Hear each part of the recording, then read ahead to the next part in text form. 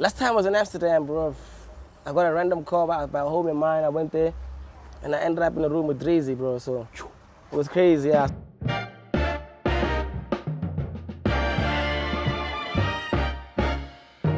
Some know him from the dance floor, some know him from the canvas, and some know him from the internet. But today, he's here for us, the T, kid. Today we're doing him from the T.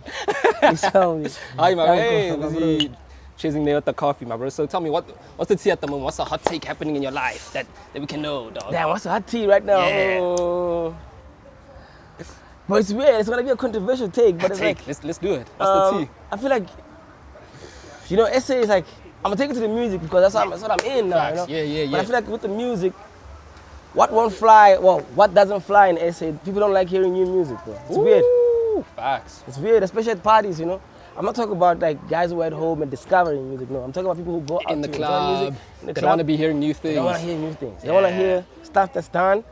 Otherwise, you're whack. Yeah. No matter if the stuff is hot, if they don't know it, you're pop. You didn't play a good set. Yeah. And I feel like internationally, it's the opposite thing, you know. They want to be hearing new things. If you play stuff they know, you're bad. Yeah. Yeah, if you play stuff they don't know. Yeah, it's backwards. Like, Yeah. oh damn, you lit. You know, you playing that stuff niggas don't know, but Facts. essay is like, bro. I wish I think we changed, but now we're changing it. Yeah. We're doing shows every week. You know, we're doing the 6 hours of slow poison. We're doing the dope stuff. Where is that, bro? We do different venues. Different venues, different venues. Yeah. I'm The last one we had was in Bram. It was dope actually. The one before that was in Newtown. So maybe bring it to the north next time. Yeah, you have to. But what do you think it is that South Africans don't want to be hearing the new things? It's just used to the groove culture is just like that. They just used to know two things they know, bro. I mean, I guess also it's because people are so patriotic and stuff. They like singing along to shit. They like having that type of connection. You know? Yeah. Hearing new stuff, you don't have an opportunity to sing along, right? Yes, right. Always want to be singing in the club. If Bruce want to be singing along, you want to be singing in groups, bro. Yeah. So I guess it's a culture thing, but yeah. Oh, that's very interesting, bro. Yeah. That's actually a nice take. Yeah. I feel like it should change though, man. No, it should, bro. It's open, and I feel like people like hearing new music. They just don't like hearing it out. Because I'm the opposite, bro. I'm not the person to be at. That's why I could never be a DJ. Like I can't go on my phone and go search for new music. I'll listen to what I know. So when I go out, that's where I'm wanna Shazam. Yeah. Where I wanna be like, 100%. Exactly. It's supposed to be like that. And like before, that's how good DJs were judged. You know, you judged on not only your technical abilities. Yes, that's important, but not only technical abilities. But you have to come with also the curation of the sound. What music are you picking? You know, what are you mixing it in? Are you coming with the same? You know what I mean? Like so many things that go into it. But for me, I've realized like playing stuff that shocks people, like teaching people new stuff. That's good. What were you saying when the teachers at school were asking you what you want to be when you grow up? You know, all of us are saying astronaut, I want to be a nurse. What were you saying? What I want to be? I don't know. Shit, I think maybe I wanted to be a. What were you saying? I probably wanted to be like a singer or something like that. I wanted to act. I probably want to be one of those things. I don't think I wanted to be a doctor or anything of those. You know, it's never came to me like that. Yeah. Maybe I wanted to be a taxi driver. At one point. We don't know. Yeah. Do you think there's an alternate universe out there where there's a Mateki working in 9 to 5? Right? What do you think that job would be? That guy's miserable. He's a miserable guy. Yeah.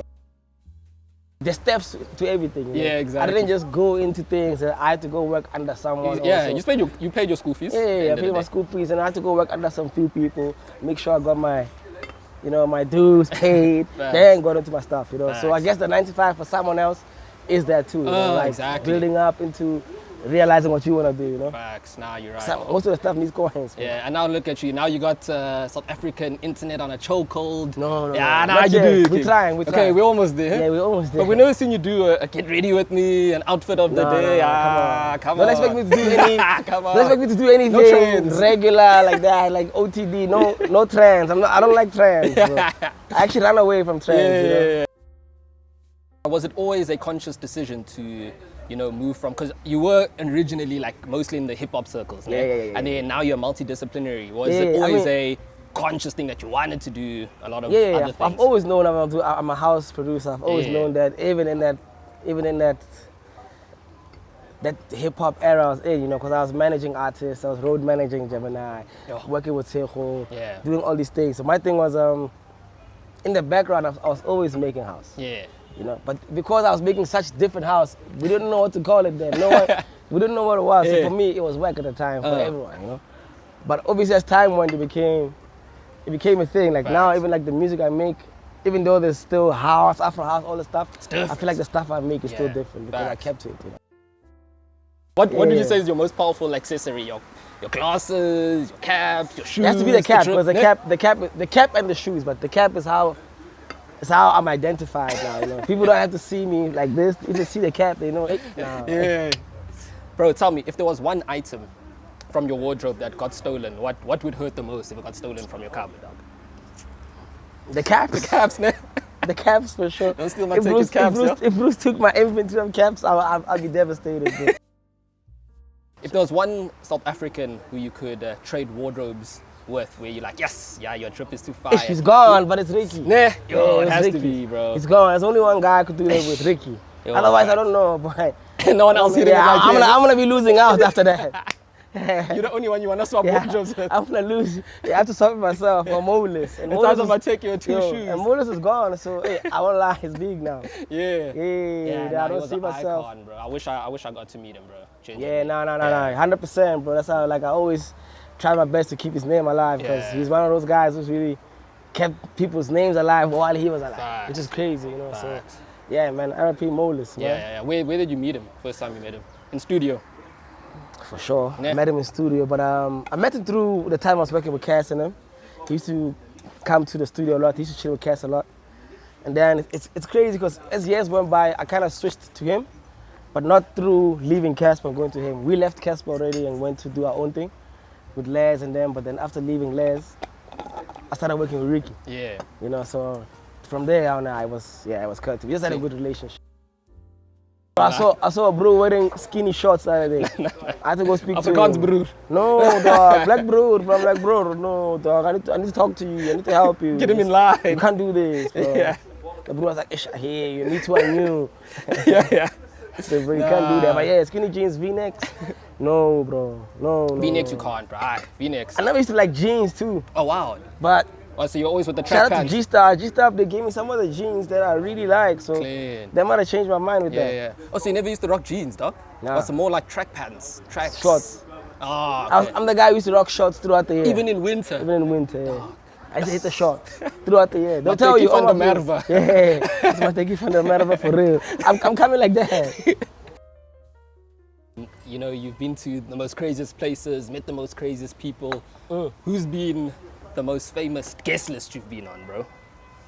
If you've even needed to be on a guest list. What do you mean, like being on a guest list? Like go to a place and... Yeah, and the thing like, I do a lot of one-on-ones with them.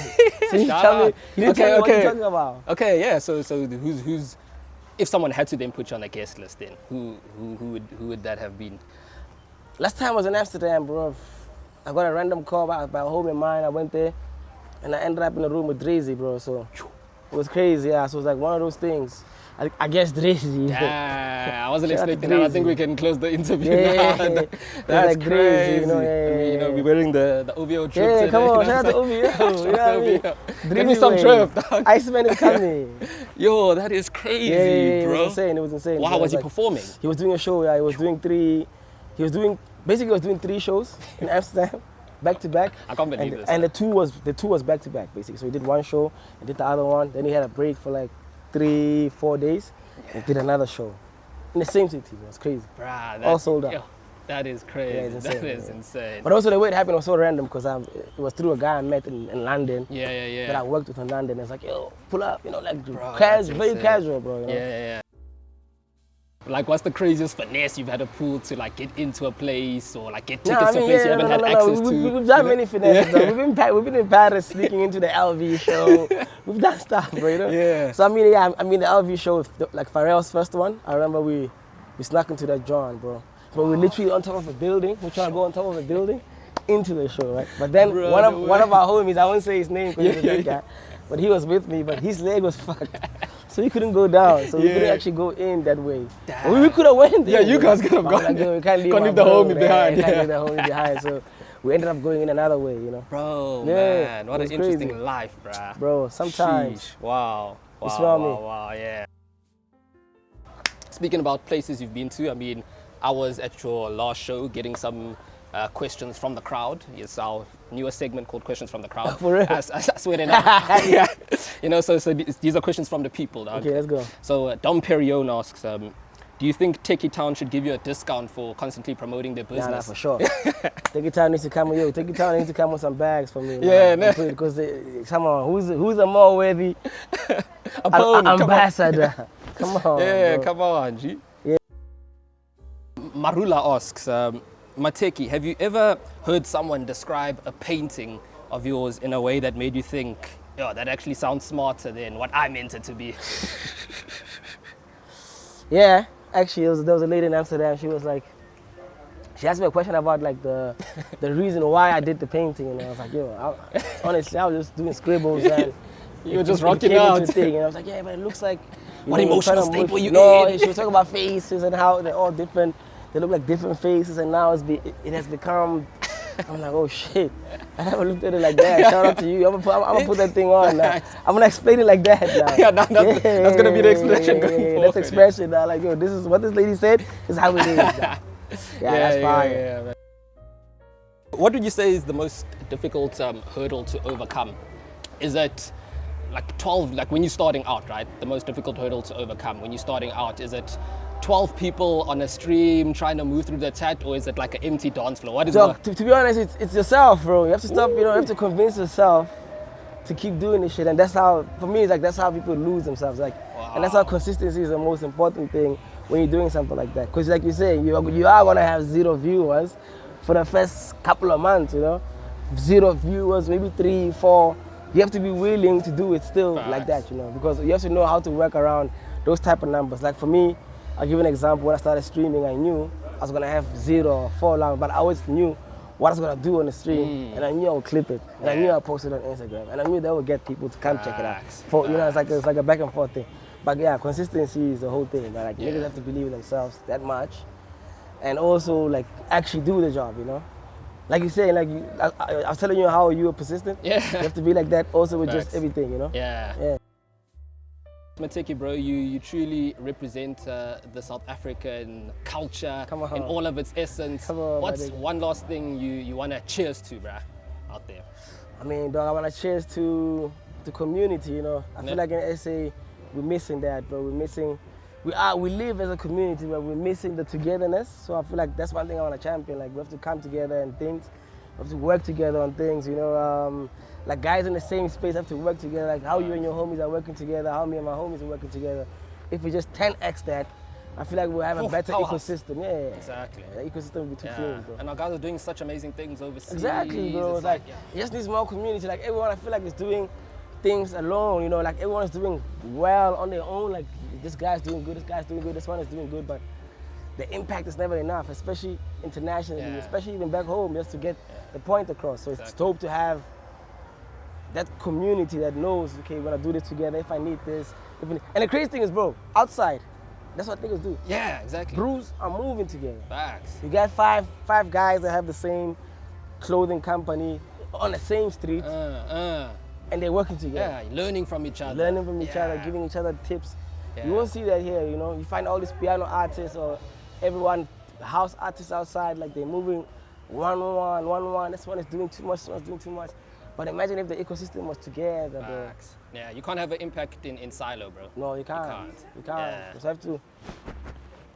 Shout out to community, bro. Shout out to community, my dog. Shout I'm out, telling you, the most important. Yeah, shout out, my bro. But appreciate you. Thank you for coming through. Come on, we done? Yeah, we done already. Yeah, let's go. That was first things. No, that's fire. Shout out, I appreciate you, bro. Thank you for pulling in, brother. My guy. Yeah. Let's go. Yeah.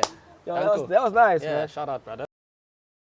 No, there's one art discipline you haven't yet conquered, one button you haven't Which yet button pressed. Is that? That's the dancing, dog. You're a good dancer. Oh, lie. The button I'm not pressing. For real. But if you go on my gram, go on my reels, you're gonna see it. I've been dancing, bro. All right.